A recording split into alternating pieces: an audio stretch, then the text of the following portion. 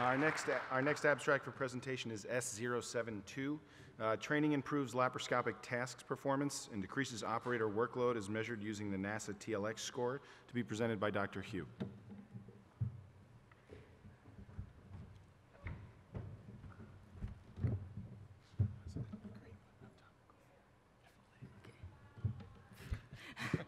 Hi. Hi, I'm Jessie from Singapore, and here to present our study on how training improves laparoscopic skills, performance, and NASA-TLX scores. I have nothing to disclose.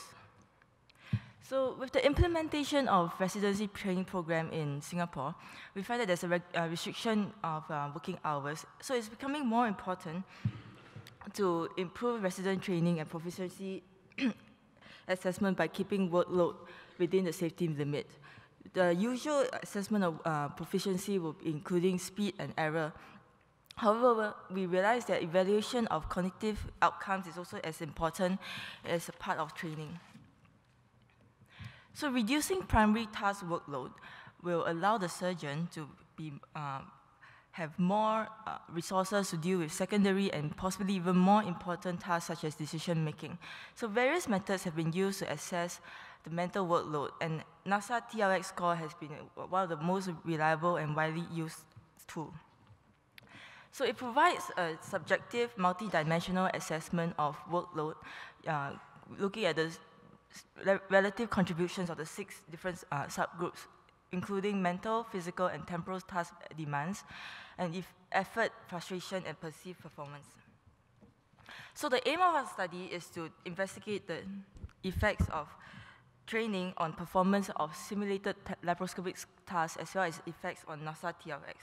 We hypothesize that with training, we will allow the task to be performed within little or no attention, and hence decreasing mental workload. The methods. We recruited 47 medical students with no experience in laparoscopic surgery, and they were tested on 3 standard FLS tasks with increasing complexity. So the tasks we used were ring transfer, pattern cutting, and intracorporeal suturing. So all the participants watched a video on how the various tasks were performed, after which you were given a minute to familiarize yourself with the laparoscopic equipment before the test. They underwent the test, and after which they underwent a 1-hour training where they're allowed to do any of the 3 tasks at their own pace. Sorry. And after an hour of rest, the test is repeated. We allowed them to, and the self-administered NASA-TLX scores test was administered after each testing, which is at the pre-testing and post-testing test. So the performance was assessed by speed and accuracy. Speed was the time taken to complete the task, while accuracy is the number of errors that were noted by 2 blinded assessors. So the results. All 47 participants completed the study. The mean age of the participants was 20 years old.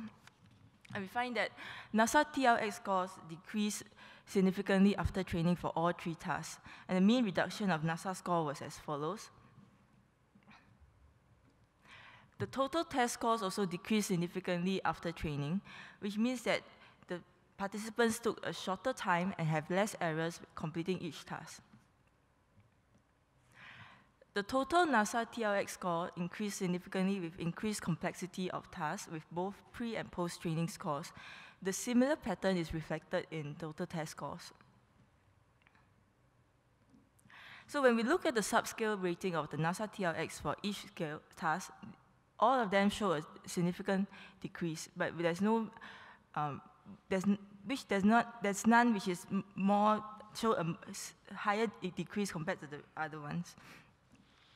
So in our study, the NASA-TLX score increased with increasing complexity of tasks and training times.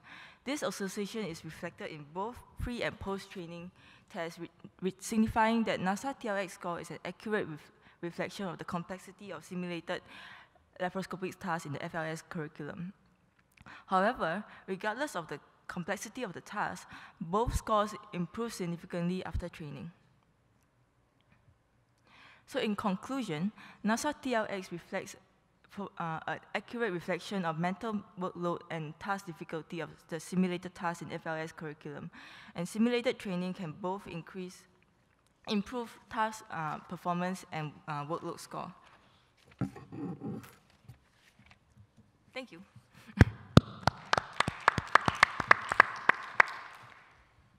So your studies seem to show that the age-old tenet that practice makes perfect, or at least better.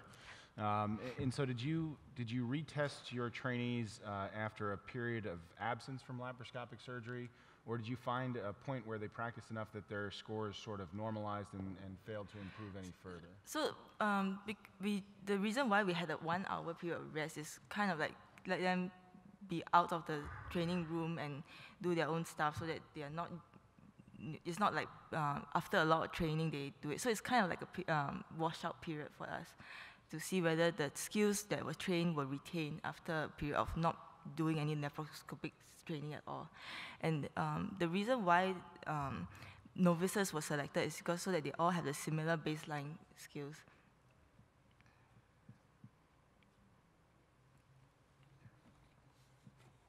And have you retested them at a later point? Not yet, but we can always call them back. A quick question. We always ask ourselves, well, a lot of the goals of our simulation training is to train people to proficiency. And we always ask ourselves, at what point do we no longer get added value by getting them to do more and more repetitions? So I guess it's a little like the question that you asked, but we've looked at things, for instance, like dual tasks. So you ask someone to do an FLS task as well as calculate mathematical calculations to try to see when they could put their full attention on the cognitive part and they do their tasks automatically. I wonder whether you think that the NASA-TLX would be an effective way of defining when the person has had enough simulation training and it's not worth investing any more time in the repetitive tasks. Have you looked at that, or do you think that might be useful? That would be the next stage of our experiment, to see whether is there a point where there's no further training is required and where they have achieved competency. And that is the reason why this is like a pilot study to see whether NASA-TLX can assess mental workload. Because like you have rightly described, we want them to be able to do both tasks simultaneously, because as surgeons, that's what we do a lot of time in the operating theater. Thank you. Thank you.